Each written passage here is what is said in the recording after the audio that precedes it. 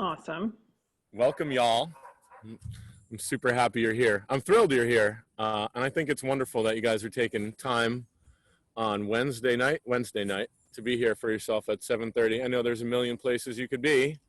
So I think it's great. You're doing this for you. You're not doing it for us. I mean, I know Georgie's a star, so you're here partly for her, but you're here mostly for yourself. I know some of you, I don't know all of you. So my name is Halen. I'm the founder of Core Principles. We're here in Stamford, Connecticut, and we help folks over 50, almost exclusively over 50, take care of their fitness and take care of their nutrition. And so I've been fortunate enough to work with Georgie for the last 3 months as a mentor to really up my nutrition coaching game. So I just figured, why not go to the top and try and soak up every bit of knowledge I can from the best. And so she's a miracle worker, which I'll get onto in a second. It's true. So one of the things that comes up a lot for us and the folks that Pat and I work with, so Pat is one of the other coaches here at Core Principles, is emotional eating stuff. And I'm consistently peppering Georgie with questions about it. So I thought it'd be wonderful to have her on here and let her share some of her wisdom. I'll let her introduce herself, but most of you probably know she's the author of 2 books, one that just came out last week, right? Yes. Give Yourself More, which I'll let you like talk. This. Yeah. And I think what would be helpful, Georgie, because why not? Let's put in the chat box the link for people to go check out the book and purchase it. And then Lean Habits, her other book, which I think is like equivalent to the nuclear code in terms of unlocking weight loss. It is absolutely phenomenal and a breath of fresh air in the opposite direction of diets. So I'll shut up, but Georgie, I'm curious, can you give yourself a little bit of intro and about yourself? Tell us a tiny bit about Give Yourself More. And I'm curious to hear, like, what makes, at least in your mind, what you do so magical? Yeah, it's wonderful. So I'm sorry, I said I was going to follow up on the miracle thing. Like, she's a miracle worker because I effectively try and implement what I'm learning from Georgie with the folks that I'm working with. And multiple people have said what's happening to them is a miracle. Their words, not mine. And so you're a miracle worker. Well, that sounds, I'm happy I get to help people, and I'm happy that, I get to help people indirectly. If I teach Halen and Halen works with 20 other people, that's like, I just love the sort of exponential impact that we can have on other people. So I'm glad everybody's here tonight. Thanks for being here. My name is Georgie Fear. I'm a registered dietitian and board certified in sports nutrition. I've been doing nutrition counseling since day one. I'm one of the few people that went to college knowing what I was going to do and did it all the way through and never looked back. And it really is just my passion. I love talking with people about what they eat and why they eat it, and if they're happy with that or if they want to change it. I also have a lot of counseling background. As a registered dietitian, you do a lot of counseling classes. So I help a lot of people with their motivational issues when it comes to food, because as you may have witnessed in your own life, knowing what to do is not enough. So many people out there are like, I know what to do, but then the actual doing of the things is where the real challenge is. So, yeah, I'm fascinated by people and psychology and food, and I hope I can help each of you in some small way tonight or in the future. So feel free to shoot me an email if after this call you have some questions or ideas. So Pat, Halen, did you have specific questions that you wanted me to touch on, or did you want me to just go? Well, you tell us a little bit about Give Yourself More. My books, yeah. And I'm then the person that forgets to mention my books. It's okay. As Georgie's talking, if questions come up, because we're going to do Q&A at the end, let's just throw them in the chat box in the interest of time and efficiency, and then I can pepper you with those questions when we get to them. Cool. Yeah, cool. That sounds awesome. So my book, Give Yourself More, which just came out last week, I co-authored it with Alicia Fetters, who is an excellent personal trainer. It's on Amazon. It's on Kindle. It'll be on Audible any day now. They're taking their sweet time approving it. So the idea behind Give Yourself More is that in my career as a nutrition coach and counselor, what I see a lot of people struggling with is, in many ways, you can pinpoint it as they're not having enough of something, and that's what leads to food and exercise difficulties. So, for example, if somebody's not having enough fun in their life, that's when they'll find, like, oh, I'm turning to too many glasses of wine or too much cookies, or I'm skipping workouts because it just feels like more work, and I already work so many hours a day. So, so when we start to see that people might not be having enough of certain things in their lives, and that causes some of the eating problems, the nice thing about being, working with real people on a day-to-day basis is I can try stuff with them, and you can see, like, what actually helps. If I have people try this, do they respond well to it? And so the 6 areas of more that are covered in the book are the 6 areas that I find a lot of people's, you could trace their unhappiness or their diet obsession or their extra weight to these 6 areas. So what are they? Not enough body love or body appreciation. I find that if we're very critical of ourselves, if we're constantly thinking, I'm too big, too lumpy, too wrinkled, it's very hard to treat ourselves lovingly and with the top-notch care if we're constantly putting ourselves down. So there's several chapters of the book that are angled toward helping people identify if they could use more in that area of their life and how to include more. Some of the next area is enjoyable exercise. For many people, exercise has just become a means to make their bodies smaller or to negate fun things that they've eaten. And it's really shortchanging ourselves to think that exercise is a punishment, or that exercise is just a way to undo donuts that we ate over the weekend.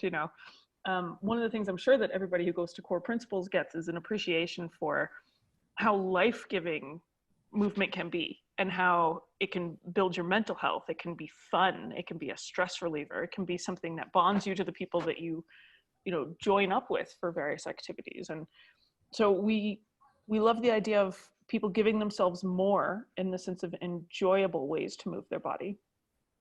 Some of the other areas that we cover are giving ourselves more nutritionally. Instead of thinking, oh, I can't have carbs and I can't have fat, and I heard gluten was bad and dairy's got to go, and I'm not even going to ask about the wine.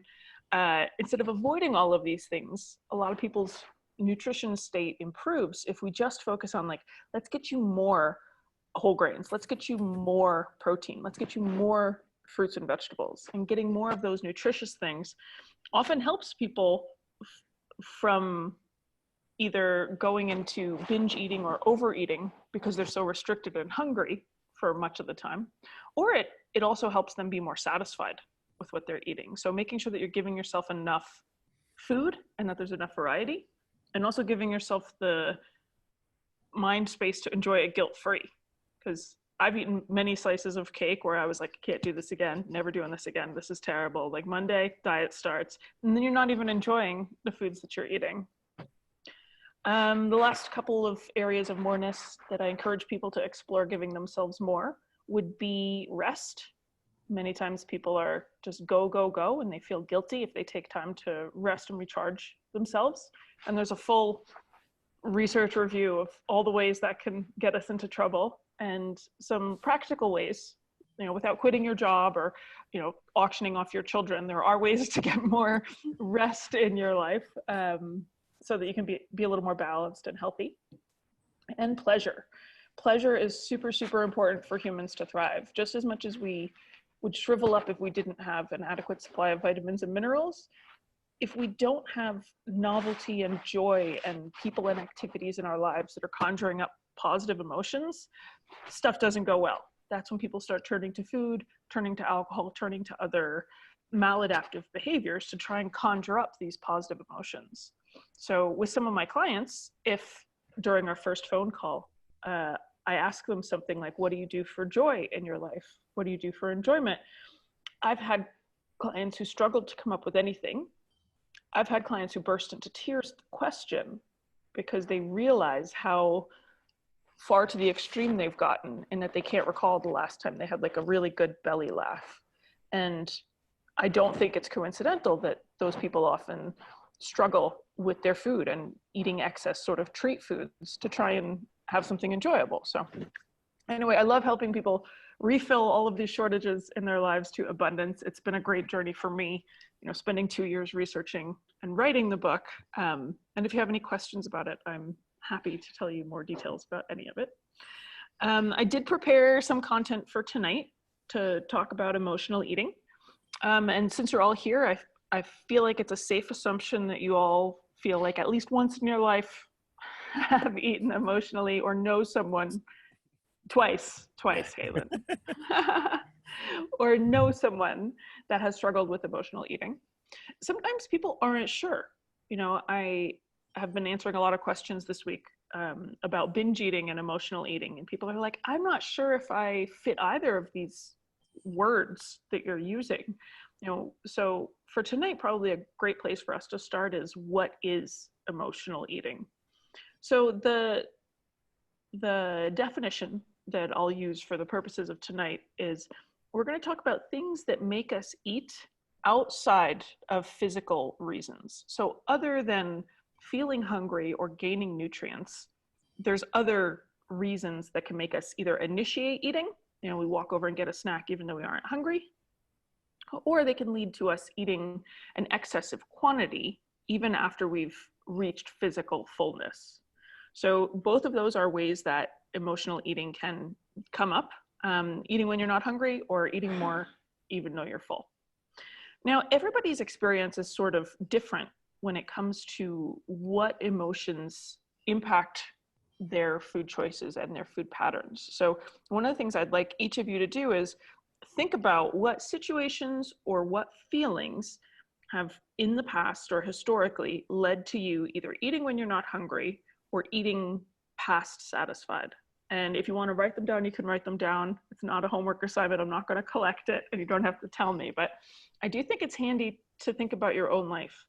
Some people will say, I eat a lot when I'm stressed. I come home after a bad day and I definitely just start eating whether I'm hungry or not, sort of as like just a response. Other people will say that, that's not them. That's not what they do. They more find when their meal is exceptionally delicious or they're out with friends that they'll just keep having the fourth or the fifth slice of pizza, even if they were full after number 3. For other people, some of the common emotions that trigger food intake would be negative ones, such as feeling sad, feeling lonely, feeling disappointed if you were expecting something to go really well and then it falls through. That can be something that triggers emotional eating. Boredom, while it's not necessarily a strong negative emotion, just the absence of anything engaging at the time can lead people to go seek food. You also might ask yourself if you've eaten when you were angry or resentful. Especially speaking to a predominantly female audience, one of the things that I've learned culturally about the world that we live in as women is that many times we've been conditioned to not express anger to the same degree that men are. For men, it's a little more encouraged to be like, get angry, be the alpha male. But for women, often if we're angry, the message that we may have gotten from parents or other pieces of culture is that you should just be calm. You should not be getting angry. You should not be disgruntled. And so suppressing emotions like anger or resentment, if you're having to work so hard, if you're having to do what feels like an undue share of work around the house or at your office, those things often lead women to eat because they don't feel comfortable expressing them, because they may not be welcomed by all the people in your world. Lastly, 2 kind of heavy hitters that frequently lead people to emotional eating would be overwhelm, a sense of just like, there's so many things having to be done and not knowing where to start. Why don't I get a snack first? It can be a very common sort of diversion from an overwhelming situation. And lastly, being self-critical. Many people are self-critical. It's a battle I will fight alongside many of my clients, probably for the rest of our lives, to try and continually be nicer to ourselves and be as kind to ourselves as we are to other people. And it is sort of ironic that when somebody tends to feel self-critical about themselves, especially in terms of their weight or appearance, you'd think, on the surface that would make us go, I'm really gonna go toward the diet and exercise sort of response. But it actually most commonly leads people to eat more because it seems like a fitting action if we feel like we're not a lean, healthy person. So often if we feel badly about our bodies, feel like we're critical of excess weight or excess size, then we feel like, oh, what am I going to do? I just eat. Like that's who I am. That's what got me here. And of course that's not true. And that's nobody's permanent state. Everybody deserves to take as good care of themselves, and nobody I've ever met has been unable to improve their life through nutrition. So anyway, so I hope that's given you guys some ideas. Anybody have a question or anything that they want to add in? There's one question in the chat box from Wendy. Awesome.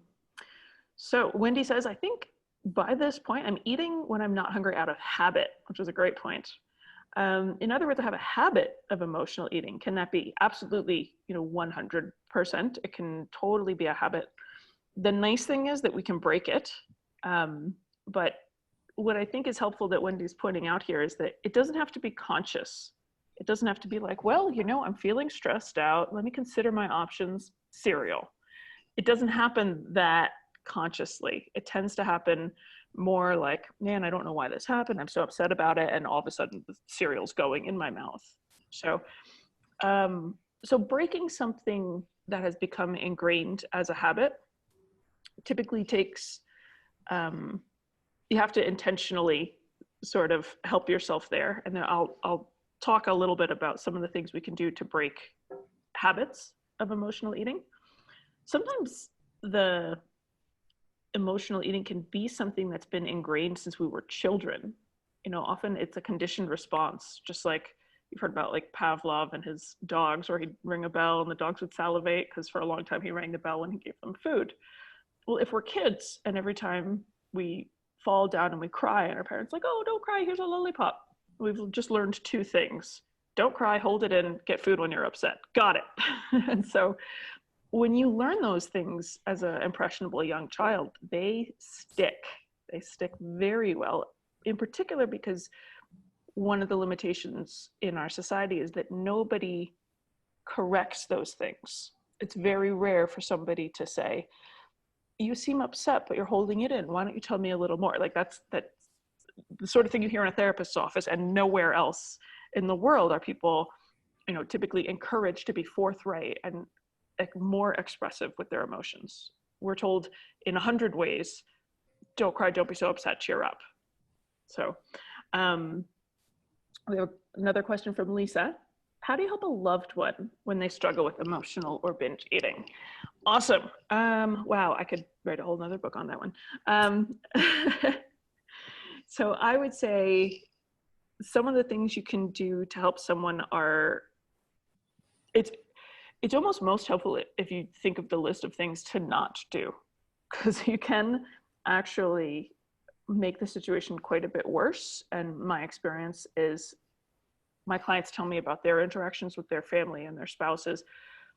And it's a problem that the client is working to solve, but their family members can be supportive or they can really, really make things worse. So some of the things that people do to try and help that actually make things worse would be subtly or unintentionally shaming them or oversimplifying the problem. Like, well, why don't you just make a list of things you like to do and do that when you're sad instead of eat? Like, if only it were that simple. And so sometimes helpful suggestions can actually make somebody feel worse about their problem. I think when somebody's struggling with emotional binge eating, or somebody that's dealing with a different sort of eating disorder or mental health disorder, you can't go wrong by listening to them and asking them with genuine caring about how they're feeling. Because often, the problems that manifest in food are, people look at them as physical problems. Like, oh, are you trying to lose weight? Or, oh, you're, to somebody who's become underweight, like, oh, you're gaining weight, you look so much better. But when we're complimenting on people's outer appearances and telling them they look better because they're thinner or heavier or whatever, we're just reinforcing that that's what's important. And we kind of want to get the focus off of food and actually onto managing our emotions and our life and our connections with other people and our relationships. So I think some of the best things that you can do are not talking a whole lot about food or appearance or diets. A lot of times weight loss talk can be really triggering for people.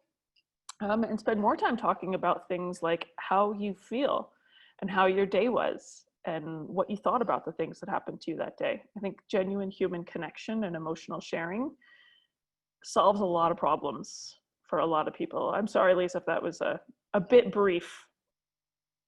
Is it my fault? So Lisa's asking, is it my fault that my daughter loves to eat because I blame myself? I don't know if fault is even an appropriate word. I feel like fault has got like an ethical thing like linked to it. We can look at cause and effect relationships. Did you cause it? I don't think that would be fair to say. I think certainly we impact our children and our children impact us, but it would be really difficult to say that I certainly wouldn't be comfortable saying that somebody caused their daughter to struggle with emotional eating or binge eating. It's also the case that, the people around us, they see what we do, they see how we talk, they see what we eat, they see all the things, but they're also sensitive to changes. I think we all probably know somebody who's gone through profound changes in their life. And that includes parents who may have spent a number of years like headfirst in the weight loss industry, like drinking weight loss shakes, doing the crazy diets, and then found a healthier place with food. And that might be, if that's the situation that you're in, where you feel like, gosh, maybe I said some things when she was young that weren't the most healthy or the most balanced.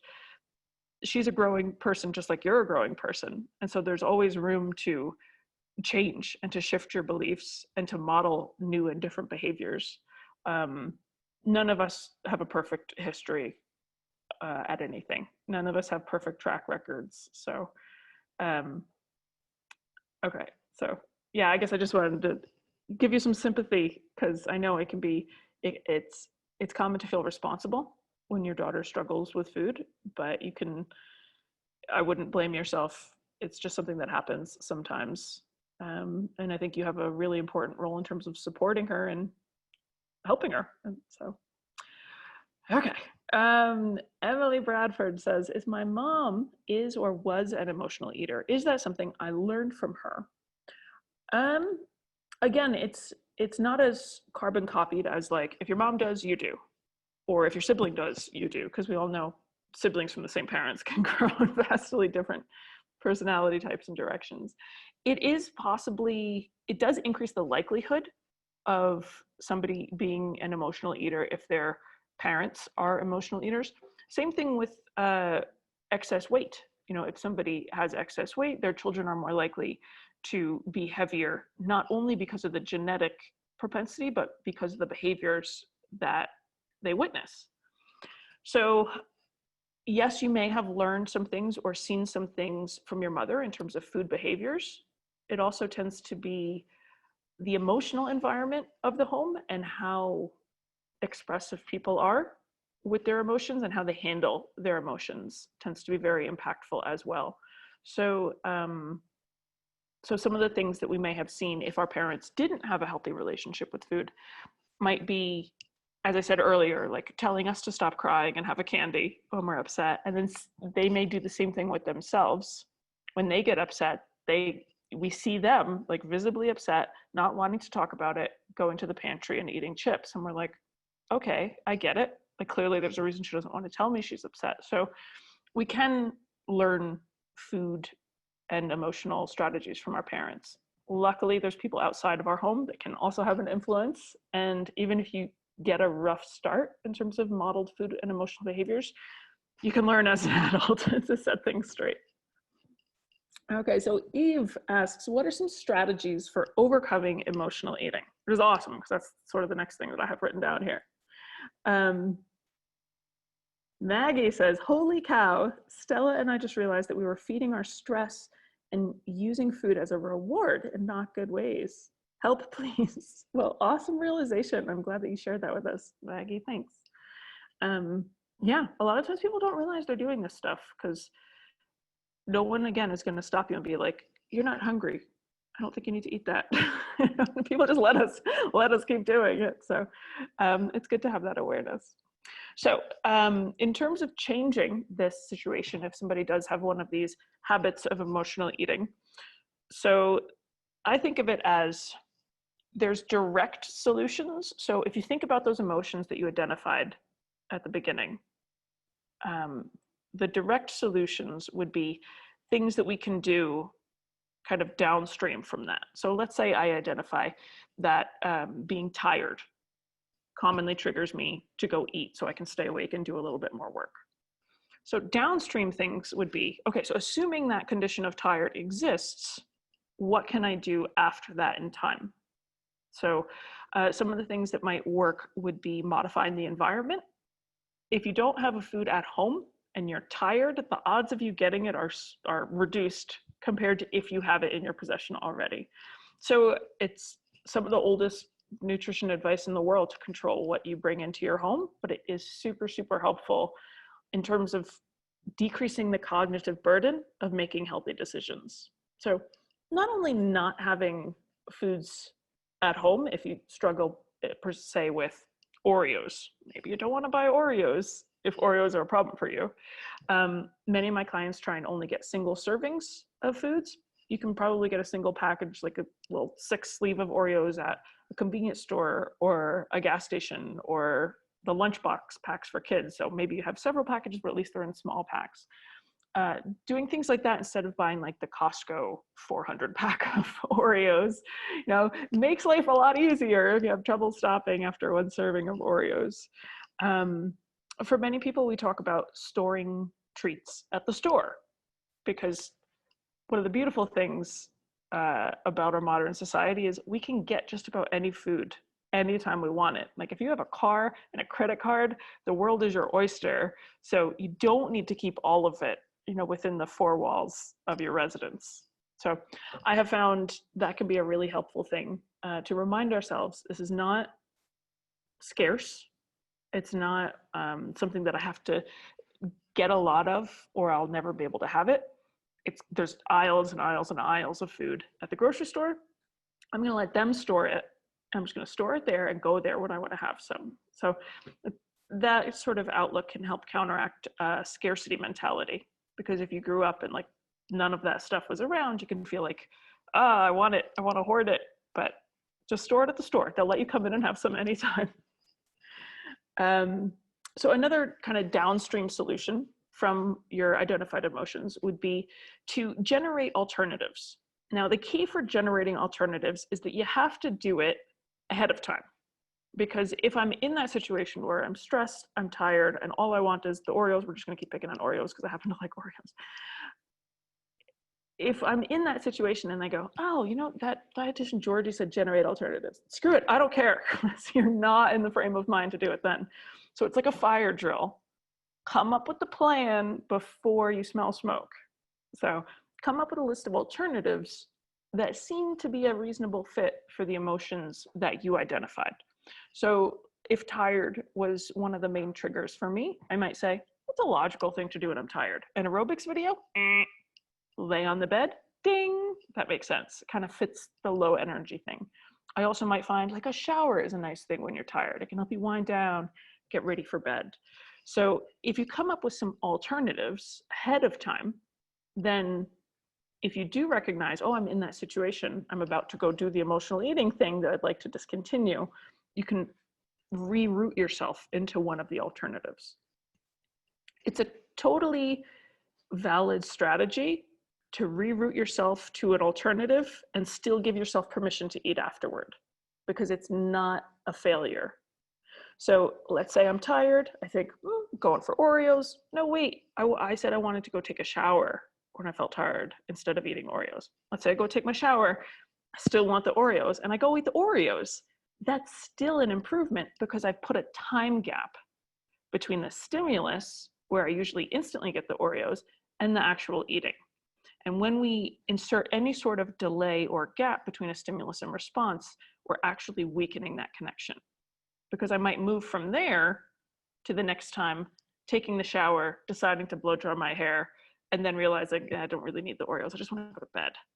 So it is a definite stepping stone to even just put a gap in there, even if you do decide you want the food later. So in terms of generating alternatives, the sky is the limit. You can come up with many, or you can just come up with a few. It's a good question to ask yourself, like, what else makes you feel better when you're in that state? So if you have a headache and you tend to emotionally eat when you get a headache, you might say, okay, what else could help? Maybe some ibuprofen, maybe dimming the lights. So coming up with some other ideas that you could put on your list can help you do all those things. And then you have to sort of, the moment of truth is recognizing when you're heading for food, like when you're about to go do the emotional eating or excess eating, and trying to push yourself to do one of the alternative behaviors. So one of the common things that people come up with is, they write their list of alternatives and they say, I'm sad. When I'm sad, I want to eat. And instead I could read a book, call a friend, do all these list of things. They have this nice list. And then they'll say to me on Facebook, yeah, I got sad. I didn't want to do any of the things. I just wanted food. And that makes complete sense because you've practiced so many times feeling sad and fixing it this way. So it makes sense that your brain is like, no, that's what we do. So it is going to feel weird. And the alternatives may feel like not your top pick for what you want to do at that moment. So I think acknowledging that it might feel a little weird the first few times, but if you push through that, you'll habituate to where you get a headache and you want to dim the lights and take an ibuprofen. You'll start to gravitate naturally toward your new behaviors, but it does take some intentional rehearsal to get there. It's also helpful to think about these different behaviors that you're thinking of doing as alternates, as potentially they might be less enticing in the sense of like, no, Oreo sounds way better than ibuprofen. But if you think about the costs and the benefits, you may find that food often has a lot of costs associated with it. If we're trying to reduce our calorie intake to achieve a lower body weight, or we're trying to lower our cholesterol and blood pressure, we pay a high cost if we're using food to address emotions. Whereas if we're using books, cuddling our dog, going for a walk, talking to our spouse, we don't have to pay so many of those costs. So often that can help us be motivated to try some of the alternate behaviors. Okay, so if you have any other questions, feel free to drop them in. Otherwise, I will keep going. So we talked about identifying your triggers and then thinking about other downstream things you can do. Modify your environment, generate alternatives, and then think about the costs and benefits of each of those to help yourself choose the alternatives. So now what I wanted to talk about is upstream from the emotion. Like, you're not just hooped once you've gotten tired or sad or upset or a headache. There's actually a whole lot that we can do to manage our emotional state so that we're not so distressed. And I find that can go a long way, because who wouldn't like to have reduced amount of negative and difficult emotions in our lives?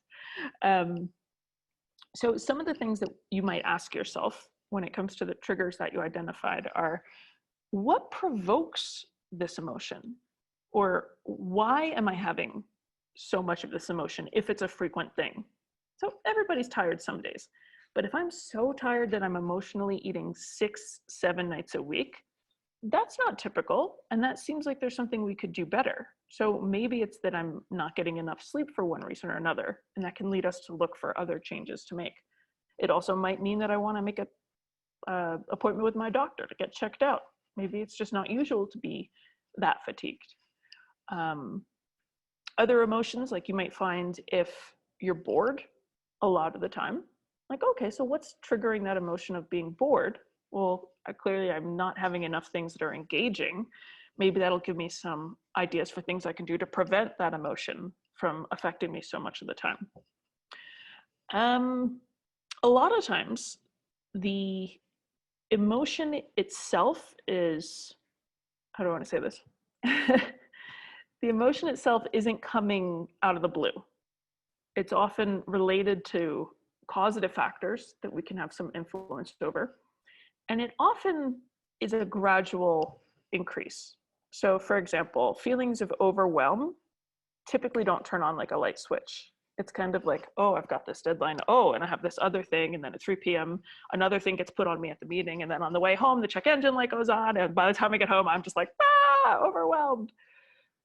So that was hours of ramping up, which is hours of opportunity to try and de-escalate that feeling so that it doesn't just keep piling up. Often if we're sad, lonely, self-critical, those sort of things have been building for a number of hours. So before it gets to the threshold where you feel like, I can't take this, I'm gonna go medicate myself with food, we can do things to de-escalate it. And so obviously that's going to be different depending on the emotion you're dealing with. With the example of being overwhelmed, I might say like, whoa, full stop. I need to cancel some of the appointments I have scheduled next week because I can't be mentally present for this many things. I may need to take some things off my schedule. I may need to organize myself a little bit better or ask somebody else if they can take on some of my patients, whatever it is. But if we take those actions early and not try and just deal with it, then we can prevent ourselves from reaching the boiling point. So that has been a helpful one for a lot of my clients with emotional eating or binge eating, is just preventing our distress from escalating to that critical point, trying to intervene a little earlier. Lastly, I have so many things written down here. I'm like, gotta pick. Improving our ability to express ourselves can be incredibly helpful. As I kind of alluded to in the earlier part of this webinar, feeling angry or resentful and keeping it in can lead somebody to go eat and eat angrily while you're at it. And that's not the only sort of emotion that people suppress. Often we suppress discomfort, disappointment, worry. We just don't communicate them because we think, why bother people? Or, they don't want to hear me complaining. I don't want to be a whiner. They can't do anything about it. What's the point? They've got their own troubles. We have all these excuses for why we don't communicate, but it actually helps immensely to communicate to somebody else. It doesn't mean we're whining or expecting them to fix our problem. Often the benefit is just in sharing our life experience with another person, so we're not living these challenges alone. So improving expression to other people is one of the things I find is super helpful for overcoming emotional eating. Lastly, 2 more things. One is acceptance of discomfort. Some level of negative emotion is absolutely unavoidable. And I wish I could take it away from all of my clients. But some days they're going to feel disappointed, and some days they're going to have a headache, and some days they're going to be stressed and tired and upset. And keys will get lost, and legs will get broken. And there's just so much misfortune that is just wrapped up inherently in the experience of living. And so I think sometimes we can lose sight of that and begin to develop the idea that any distress needs to be fixed. And there is a really powerful change that happens when we accept, like, I'm having a really difficult emotion right now. That's part of life. Maybe I'm grieving the loss of someone that was really precious to me. There's no way I can get rid of that other than feel it and just keep going, because time will help it move on. And accepting that you're just going to feel lousy for a while until you feel better can be really empowering, compared to doing 18 different things to try and like undepress yourself. So there's certainly some room to accept difficulties in life and accept a level of discomfort as some of what gets us to our goals or enables us to have meaning in our lives. If we avoid all the discomfort, we'll never do anything challenging. We'll never do a hard workout. We'll never fall in love, because God knows there's liability in that. We're never going to be parents. So I think a lot of times accepting that can help us bring new tolerance to it, I guess I will say. And then the last thing that I think I want to hit on is refilling shortages of pleasure and rest. As I mentioned in the beginning, in my book, Give Yourself More, I find those two are really, really crucial when it comes to seeking excess treat foods. Make sure you're having fun in non-food ways. And if you're not sure what's fun, that's okay. Play the field, try 10 different things, try painting, try movies, trying a lot of different things. You're likely to find at least something that moves you ahead of where you are. And it's great when you have a wide variety of resources you can draw on for where you get your pleasure and where you get your rest and rejuvenation. So Halen, I effectively took up almost all the time, sorry. Great. Can I ask you one more question? Of course. This is a totally leading question, so hopefully you're gonna take the bait. But okay. Why might a traditional diet not be a great idea for someone that knows they eat emotionally? So traditional diet, keto, Weight Watchers, any of those? Sure. Because if you have a rule-based system that is limiting your food intake and you have no other way of meeting those emotional needs, you're basically setting yourself up to fail because or be miserable, it's either I stick to the diet and just sit with this emotional difficulty that is unresolved, or I cheat on the diet and feel bad about cheating on the diet. So it's just kind of like a mismatch situation. I think when people have emotional eating challenges, trying to be on a diet is just exacerbating the problem. It's just making you feel worse about what you're trying to do. And so developing the skills to meet your needs emotionally in terms of rest and pleasure and managing your discomfort and your distress and keeping all of that down, it does equip you to do a diet. But once you have that skills, why would you want to do a diet? Because you wouldn't need to. You could just eat when you're hungry and stop when you're satisfied and not have to go on the keto diet. I hope that was helpful. Yeah. I was trying to get you to do some diet bashing, but. Diet bashing? Yeah. Yeah. It's tricky though, because we've all done them, right? Yeah. We could sit here and talk all day about how terrible diets are, and then we're yeah, and we did them. Before we knew better, we thought that they would help us feel better, So this is hard, trying to manage your feelings and how you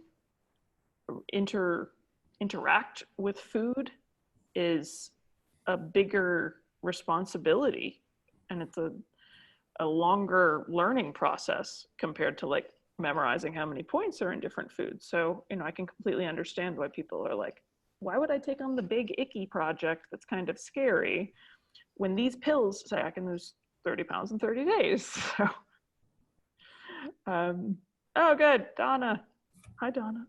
I'm trying to figure out the interactions between food intolerances that I'm still learning about and emotional eating, but I want that. I'm trying to figure that out. Hang on. Okay. Figure out the. Fill me in, Donna. Hi. I think that diets aren't good, right? So if we think about the keto or whatever, and yet at the same time, I'm learning I have all kinds of things that I just simply don't digest well. And I feel like one big experiment sometimes. But to go from that experiment to the cravings and the emotions of wanting that. So I think that I'm trying to see, as you're speaking, if the relationship between those two things and kind of managing the knowing what's best and the yeah buts. I don't know, it might not make any sense, but I feel like it's where I'm sitting. Yeah, I feel like what you might be experiencing or what you're trying to communicate, and correct me if I'm a little off, is that you're finding out certain foods you don't tolerate, but then swearing them off just makes you kind of want them more. Oh, yeah. Yeah. Yeah. And suffer the consequences. Yeah. And the interesting thing about food intolerances is that it's totally up to you if you want to suffer the consequences or not. If you have a life-threatening allergy, you don't have that liberty, right? But it's also not really tempting. So it's when you have the mild sort of like, you know, unpleasant but not life-threatening sort of symptoms. How do you manage these sort of things? So some of the things that may help, acknowledge that it doesn't have to be all or nothing, that sometimes people will get a laundry list from a doctor or a testing facility that's like, you have to avoid these 25 foods. Have a nice day. You might decide that some of those are just not negotiable for you. Like if somebody told me I couldn't have coffee, I'd be like, sorry, I'm having coffee. You know, but you may find that you can cross some of them off the list, and depending on your situation and your body, you may be able to get a reduction in symptoms with only avoiding some of the foods on the list and not avoiding all of them. So in that sense, it doesn't have to be all or nothing. There's also the sense that it doesn't have to be 100% of the time I say yes to kiwi fruit, or 100% of the time I say no to kiwi fruit. If kiwi fruit gives me itchy lips, I might decide once a month I really don't care and I want to eat a kiwi fruit and deal with the itchy lips. So you can decide on a case-by-case basis. Does that make sense? It does. It also implies a kind of a sense of control and mastery. There is something there that can still end up feeling like failure, because you're doing something that. Anyway, I'm not sure. I'm not asking it properly, I think, but it is, as you talk about the kind of emotional eating and the strategies, there's also cravings in there somewhere. I'm not sure. Sure. Yeah, I know desire is a very involved topic on its own. Yeah. On the topic of control, just since you mentioned it, yeah. One of the tricky things is if we tell ourselves, I can't have that, I can't have that, I can't have that, the mood is like going down, down, down, down, down. So, you know, I do work with a lot of patients that have like multiple food allergies that they can't fiddle with. So they're nut-free, wheat-free, corn-free, soy-free, and they're trying to order off a menu, and they're like, I can't eat any of these things. So instead of thinking, I can't have that, I can't have that, I can't have that, they're thinking about what is safe for me. And so in the sense of an intolerance, it might be like, what is comfortable for me? Like, what is not going to make me uncomfortable? Because that's what I really want here. There's no rule that says I can or can't eat these things. But I want to be comfortable. Like, so what is a comfortable food for me on this list? And thinking about the things that fall in that category, kind of in the sense of like, what can I have versus the things that I'm restricted on? Mm-hmm. That can be helpful. That's a useful reframing, actually. Yeah. Yeah. So try and think about that. Like, what's safe? What's comfortable? Lisa, itchy lips could lead to anaphylactic. Yes, that is a good point. Itchy lips is one of the first signs of a true allergy. Not my situation, but more. I live with food allergies. My son had it at 4 months. Yeah. You start with eczema or itchy lips. So if you're allergic and you're getting those kind of reactions, I wouldn't say, oh, well, I like that, so I'll deal with it. Yeah, that's a good point. It can escalate. I didn't want to be graphic. The first example that came to mind would be like room clearing gas that people get from lactose intolerance.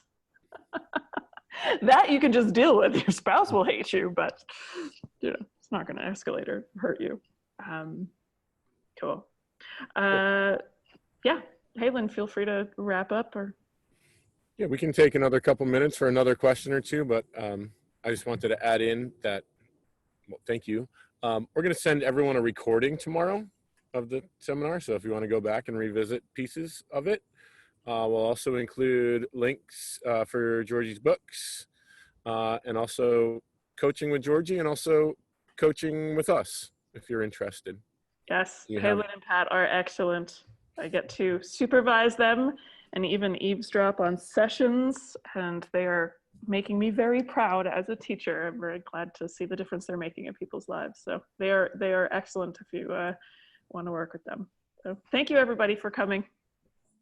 Thank you. Thanks for taking your valuable time to be here and sharing it. You know, all this stuff is a process, right? This isn't the 30-day quick fix pills. So totally. Patience is a virtue, right? For so many different reasons. So true. It's like, I think what's funny is like when you write a book, some of the things that happen is like as soon as it comes out, you're afraid to look at it because you know you're going to see typos. And then you're like, now what? Because I know I finished Lean Habits in like 2014 or 15. 2014, I finished writing it.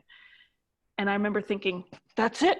I put everything I know into that book. Like, there's nothing else to say. And sure enough, 3 years later, I was like, I have so much to say. I have to do another book. There's like so many things that I didn't include in that.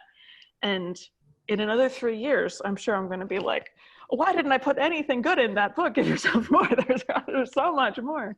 And we're all continuing to do that with ourselves. Like 5 years from now, we're all going to have so many more experiences and so much more practice with ourselves than we have today. So I think this is the sort of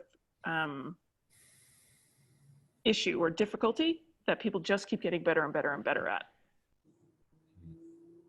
So. Cool. I was going to end this, but one more question. Sure.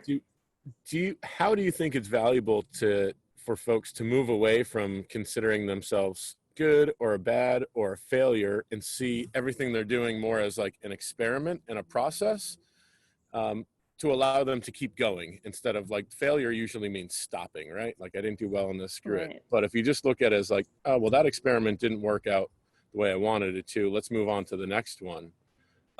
Is that something that's valuable for someone who's trying to actually make long-term change that's sustainable? Yeah, definitely. If we look at, and the same thing with workouts, right? Like if we look at every workout as like a performance, then the day that we don't have PRs, we're like, what am I doing this for? I'm letting everyone down. But if you look at it instead as like a stimulus that you build on to practice your balance or your strength, then you don't feel like the pressure to perform. So when it comes to eating, it's kind of nice that most of us eat at least 3 times a day. We've got like 3 practice sessions built in. So why not try something and pay attention to what outcomes we're getting? And when it comes to thinking about like being good or being bad or success or failure, I think it's almost inevitable that every experience is a mix. Like everything's going to have like some good attributes and some lousy attributes. Like that was the most delicious brownie in the world. That was the good side. The downside, it was kind of high in sugar. Or that meal was really, really delicious. Downside, it cost me $47. Like there's just such a mix of positives and minuses in everything that we do, including our own behaviors, that if we look back on the last, say, 24 hours, we can probably point to healthy decisions and less healthy decisions, and nobody's keeping score. So we might as well just learn what we can. So. Awesome. Yeah. Shall we? I think we shall. It's been a pleasure. Thank you, everybody, for coming. Thanks, Georgie. See You're the ya. best. Bye-bye. All right. Thanks, y'all.